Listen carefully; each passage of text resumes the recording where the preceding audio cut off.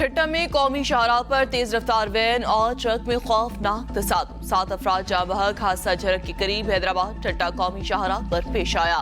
کئی مسافر زخمی، ریسکیو ٹیمیں جائے حادثہ پر پہنچ گئی۔ بھارت کی جانب سے دریائے ستلج میں چھوڑے جانے والے سیلابی ریلوں نے تباہی مچا دی۔ عارف والا اور باول نگر میں بھگا پتن پل کے مقام پر اونچے درجے کا سیلاب، منچنا آباد، باول نگر اور چشتیاں کی دریائی پٹی متاثر۔ متعدد حفاظتی بند ٹوٹنے سے درجنوں آبادیوں میں پانی داخل ہو گیا۔ بہاڑی میں حفاظتی بند ٹوٹنے سے سینکڑوں رہائشی بستیاں اور ہزاروں ایکڑ رقبے پر کاشت فصلیں زیر آب آ گئیں۔ سیلابی پانی کی وجہ سے کئی گھر گر چکے، قیمتی سامان پانی میں بہہ گیا۔ برے والا کے مقام پر بھی پانی کی سطح میں اضافے سے متعدد چھوٹے بند ٹوٹ گئے۔ سیلاب سے لودھرا کی متعدد بستیاں بھی متاثر ہونے کا خدشہ۔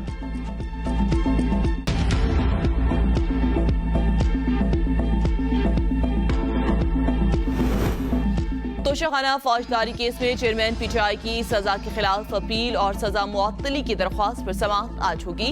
اسلام آباد ہائی کورٹ میں الیکشن کمیشن کے وکیل دلائل دیں گے۔ ہائی کورٹ کے فیصلے کے خلاف سپریم کورٹ میں سماعت دوپہر 2 بجے ہوگی۔ چیف جسٹس امرتا بندیال نے گزشتہ سماعت پر ریمارکس دیے تھے کہ بادیوں نظر میں فیصلے میں غلطیاں ہیں۔ ٹرائل کورٹ نے ملزم کو فیئر ٹرائل کا حق نہیں دیا۔ آج اسلام آباد ہائی کورٹ کے فیصلے کے بعد ہم کیس سنیں گے۔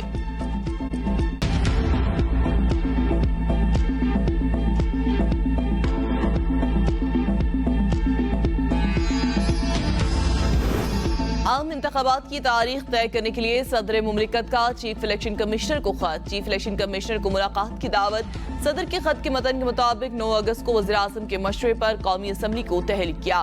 صدر مملکت آئین کے تحت عام انتخابات کے انعقاد کے لیے تحلیل کی تاریخ کے 90 دن میں الیکشن کی تاریخ مقرر کرنے کے پابند ہے۔ الیکشن کمیشن کو صدر مملکت کا خط موصول۔ چیف الیکشن کمیشن نے آج 10:30 بجے اہم اجلاس بلا لیا۔ صدر مملکت سے ملاقات کرنے یا نہ کرنے کے بارے میں حتمی فیصلہ کیا جائے گا۔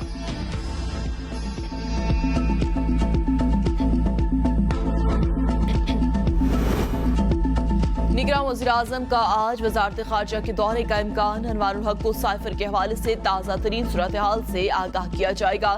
وزیر خارجہ جلیل عباس جیلانی نگراں وزیر اعظم کو خارجہ پالیسی اور عالمی برادری سے تعلقات پر بریف کریں گے۔